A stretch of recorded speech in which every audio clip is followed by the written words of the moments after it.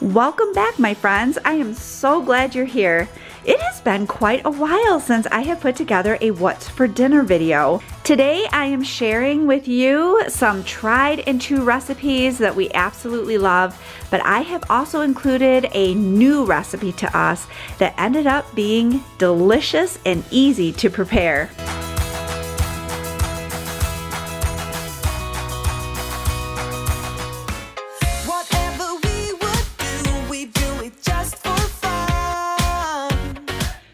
Right here.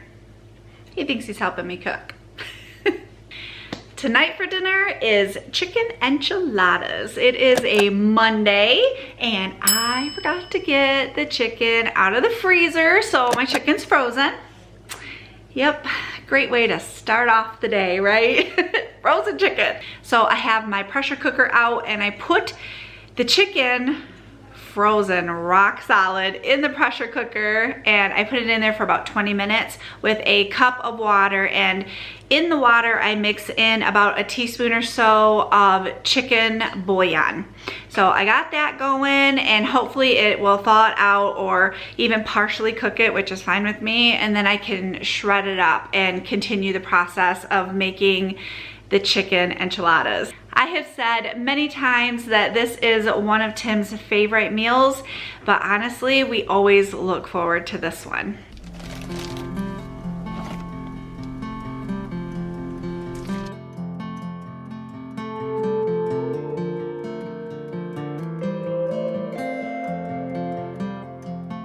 Well, that worked because the pressure cooker did exactly what I wanted it to do. It completely thawed that chicken out and it cooked it partially, but I'm gonna finish it up on the stove anyway because I want to add all the seasonings and stuff to it on the stove. So, all right, not bad. So if you have a pressure cooker, that's one good way to thaw out your meat. And I mean, it was a solid piece of chicken. While the chicken is simmering, I added some taco seasoning with a little bit of water to it so that chicken picks up all those really delicious flavors of the taco seasoning. I'll let the chicken finish cooking through before I start the next step. Okay, now I am adding a small can of green chilies. This just bumps up the flavor. And then I add just a little tiny bit of enchilada sauce to this as well and let it kind of just cook down. Okay, so I sprayed a 9x13 pan and I add a little bit of the enchilada sauce to the bottom of the pan to coat it. And then I'm going to start the process of putting the enchiladas together.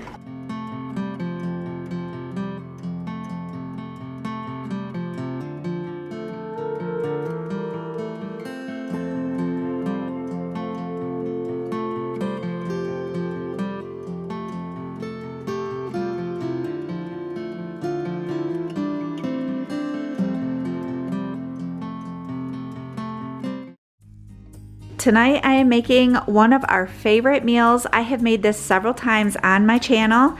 It is the crispy cheddar chicken. My guys love this meal so much that it is requested quite often. It's a little messy to prepare, but oh my goodness, let me tell you, it is worth every bit of it. I cut up 3 chicken breasts into just sections of 3 or 4, depending on how big the chicken breast is.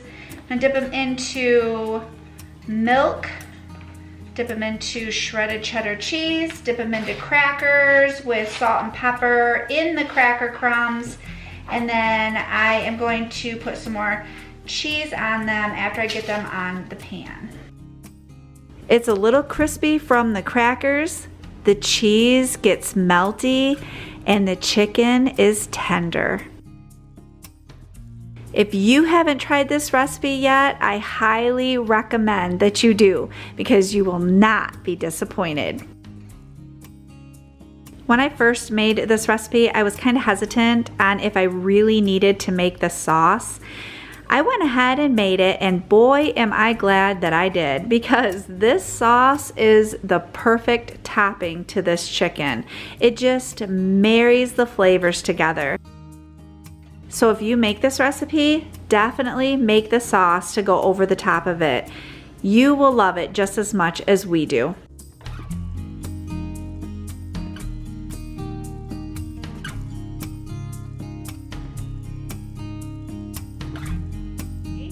We are outside with Cooper right now. It is gorgeous out here. It's in the mid 80s up toward 90, but the breeze doesn't have that super hot heat to it. So he is just laying out in the yard enjoying, well, right now the shade. He was in the sun a little bit ago, but he's just enjoying the wind and sniffing around a little bit and getting some fresh air. Tonight for dinner, I am going to be making something new, and it is baked teriyaki chicken. I have a sauce that I cook over the stove, and then I put the sauce over the chicken in the oven. Oh, it sounds and looks delicious. I'm starting off with 1 tablespoon of water in a saucepan, and I'm adding all of these ingredients. 1/2 cup of white sugar, 1/2 cup of soy sauce, 1/4 cup of cider vinegar, 1 minced garlic clove, 1/2 teaspoon of ground ginger, 1/4 teaspoon of black pepper, and 1 tablespoon of cornstarch. I'm gonna let this simmer. I am going to watch this closely. I'm gonna whisk this until this comes up to a simmer and bubbles. I want this sauce to thicken up a little bit. This is the teriyaki sauce that will be going over the chicken. I have 3 chicken breasts and I have cut them into larger pieces. Now this recipe originally calls for chicken thighs, so you could definitely use chicken thighs if that's what you have on hand. But to begin with, I'm going to lightly brush the chicken with the teriyaki sauce. I have my oven preheated to 425, and I'm going to bake them for 30 minutes, but every 10 minutes I'm going to be adding more of the sauce to it. And then once the 30 minutes is over, I'm going to flip them, and I am going to continue cooking them on the other side and do the same thing. Every 10 minutes, I'm going to baste them with the teriyaki sauce. Okay, I'm gonna tell you a secret. I am breaking the recipe rules. I know. Okay, it says to baste them every 10 minutes. I'm basting them every, you can see Cooper standing right there behind me. I'm basting them every 15 minutes. And they're just fine. So this is the point after the 30 minutes where I'm gonna flip them now, and I'm going to baste them again, and then I'll set the timer for 15 minutes and baste them again. But if you wanna follow the rules of the recipe, please do so. I was like, every 10 minutes, really? I'm gonna do every 15 because I'm a rebel.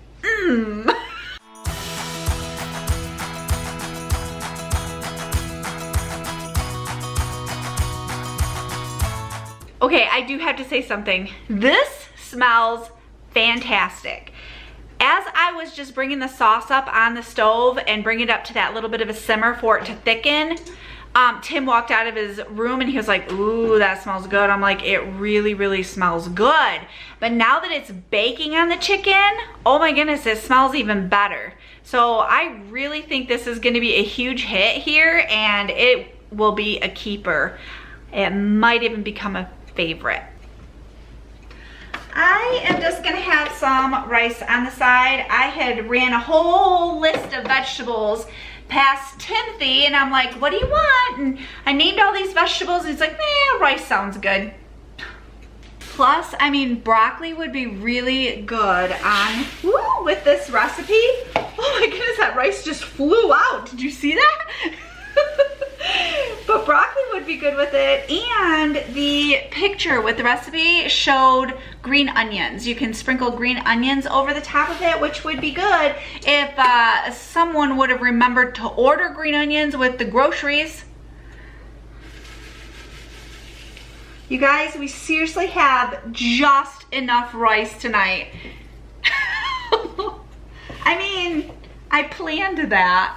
Oh my, I am so glad I sprayed the pan because around the edges the teriyaki sauce burnt on it a little bit, so that should be easier cleanup because the pan has been sprayed.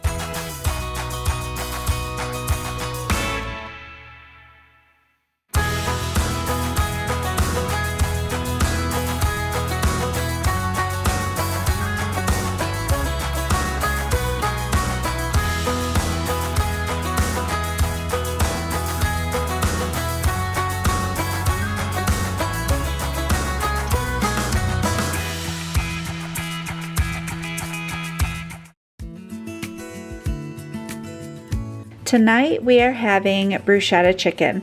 I have made this once before on my channel and I am craving it because it is really that good.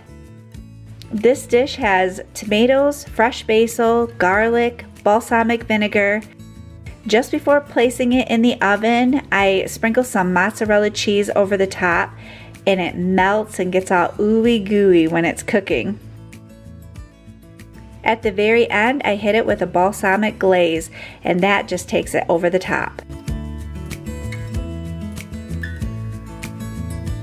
All right, today I am putting together in the crock pot a very delicious recipe we have made many times, and it is called Forgotten Jambalaya.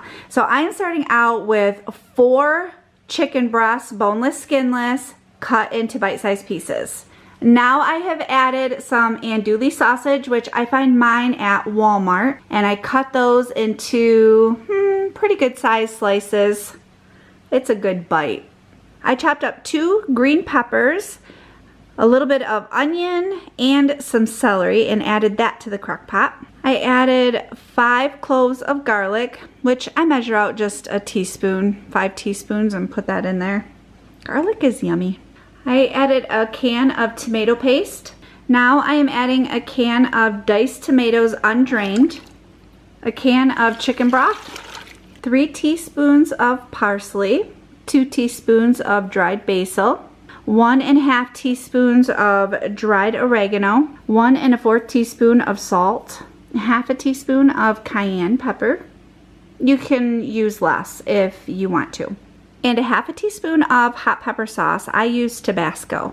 I'm gonna give this a really good stir. The recipe says to cook this on low for 4 hours. I always cook mine on low for 6 hours. So that's what I'm going to do today, and then I will see you back in 1 second for the next step.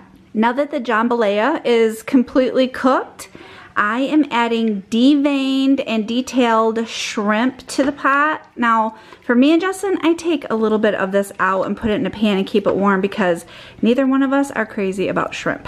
But now that I've added the shrimp, I'm going to mix it in really well, and then I'm gonna put the cover back on, and I'm gonna cook this for about 30 more minutes on low.